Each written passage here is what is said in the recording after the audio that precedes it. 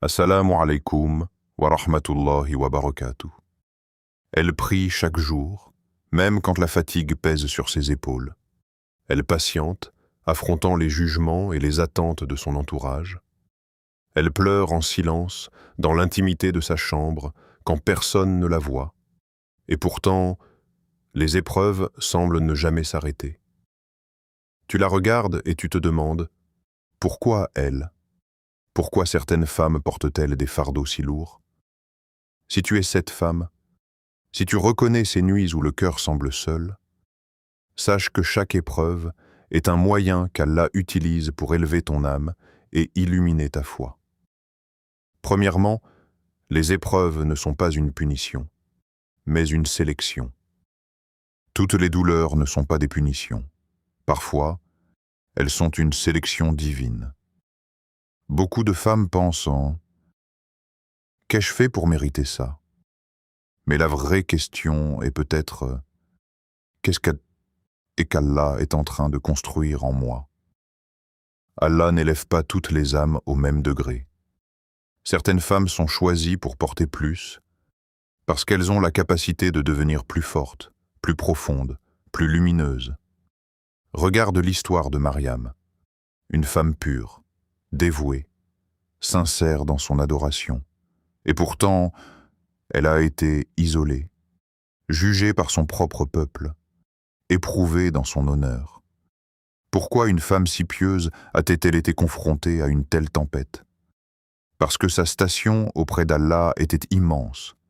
Son épreuve n'était pas une humiliation, c'était une élévation. Et beaucoup de femmes aujourd'hui vivent des épreuves similaires, différentes dans la forme, mais semblables dans la profondeur. Des accusations injustes, des incompréhensions, des solitudes invisibles. Si ton cœur est sincère et que les épreuves semblent lourdes, ce n'est peut-être pas un rejet. C'est peut-être une préparation.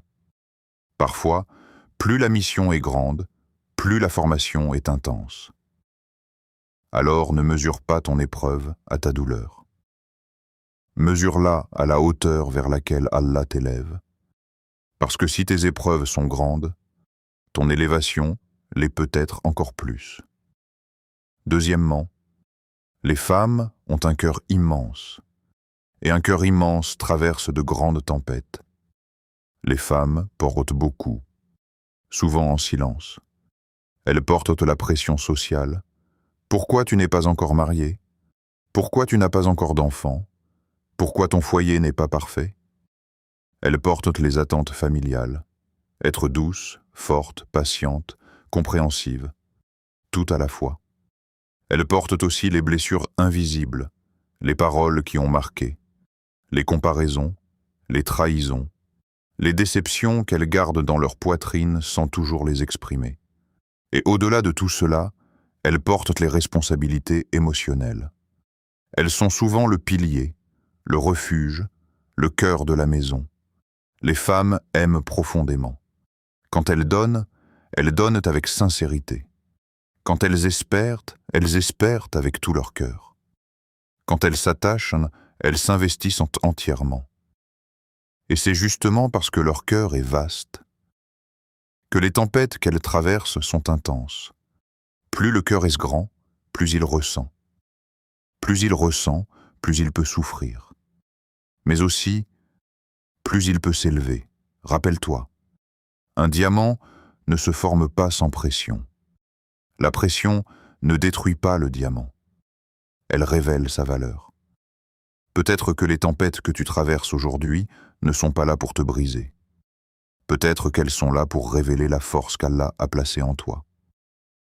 Ton cœur immense n'est pas une faiblesse. C'est une puissance en formation. Troisièmement, l'épreuve façonne la femme que tu deviens. Peut-être que tu as été trahi. Peut-être que ton mariage tarde malgré tes invocations. Peut-être que tu élèves tes enfants seuls en portant des responsabilités qui te dépassent. Peut-être que tu souris devant les gens et que tu pleures quand tout le monde dort. Beaucoup de femmes vivent des batailles invisibles. Elles avancent avec dignité, mais à l'intérieur, elles luttent. Regarde l'histoire de Hajar, abandonnée dans le désert.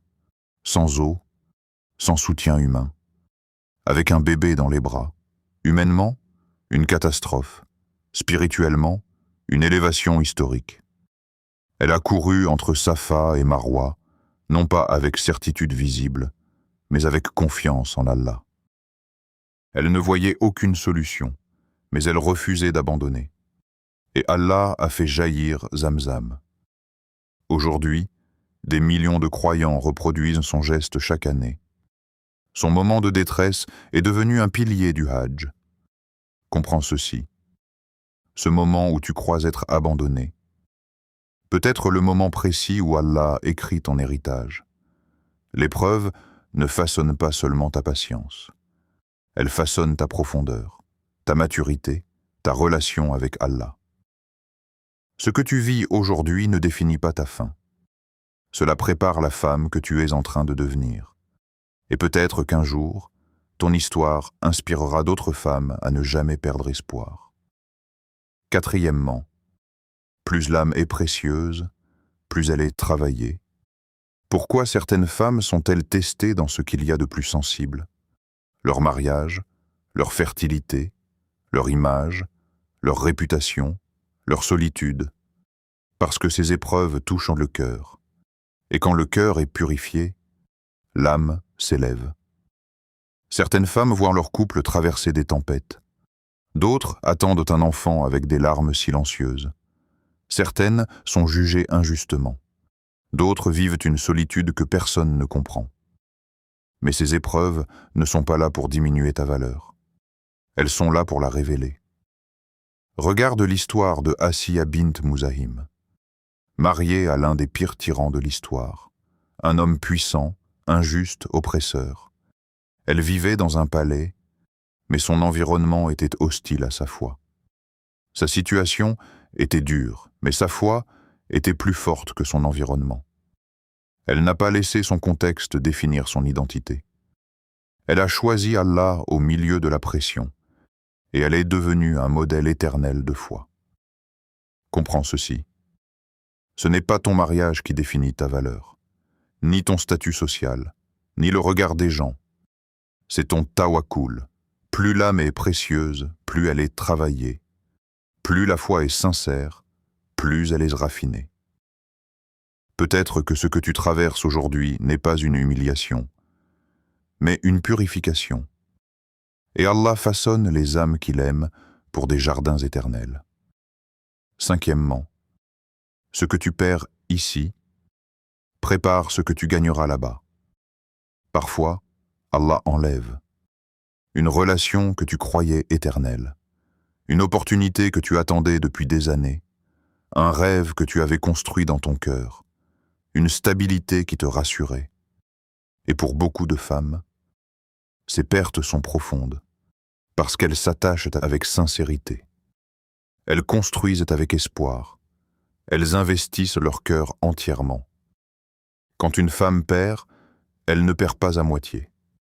Elle ressent pleinement. Mais parfois, Allah n'enlève pas pour briser.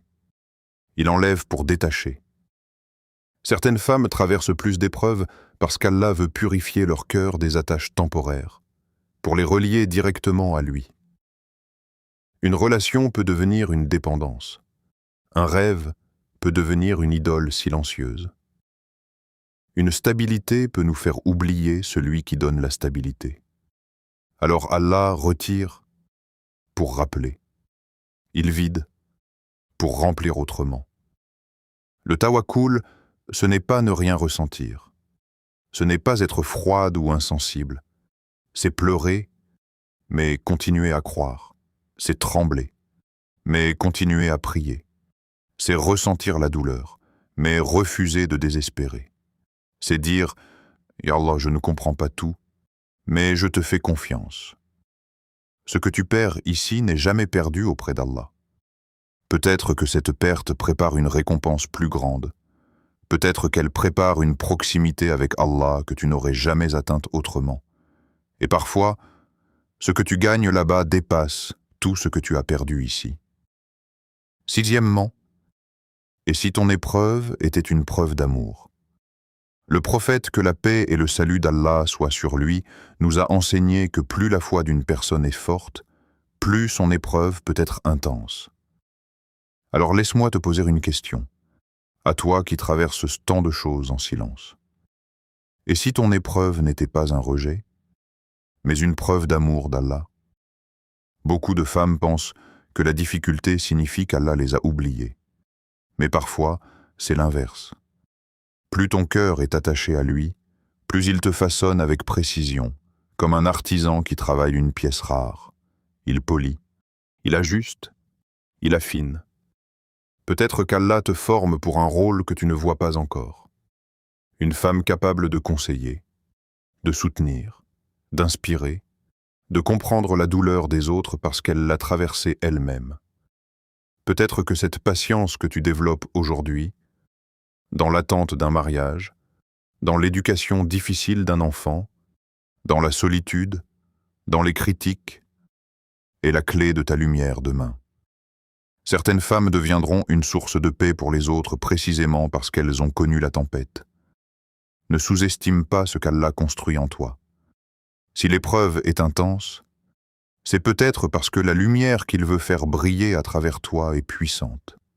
Et peut-être qu'un jour, tu regarderas en arrière et tu diras « Ya Allah, je comprends maintenant ». Conclusion, si tu traverses beaucoup d'épreuves, ce n'est peut-être pas parce que tu es faible, mais parce que tu es en train d'être préparé. Allah ne gaspille aucune larme, aucune prière nocturne, aucun soupir silencieux. Continue. Patiente, fais tawakkul, parce que derrière chaque épreuve, il y a une élévation. Si ce rappel a touché ton cœur, écris en commentaire « Je fais confiance au plan d'Allah ». Partage cette vidéo à une femme qui traverse une épreuve en silence. Et abonne-toi à Clés du Tawakkul ici. Nous avançons ensemble avec la foi comme lumière dans chaque tempête.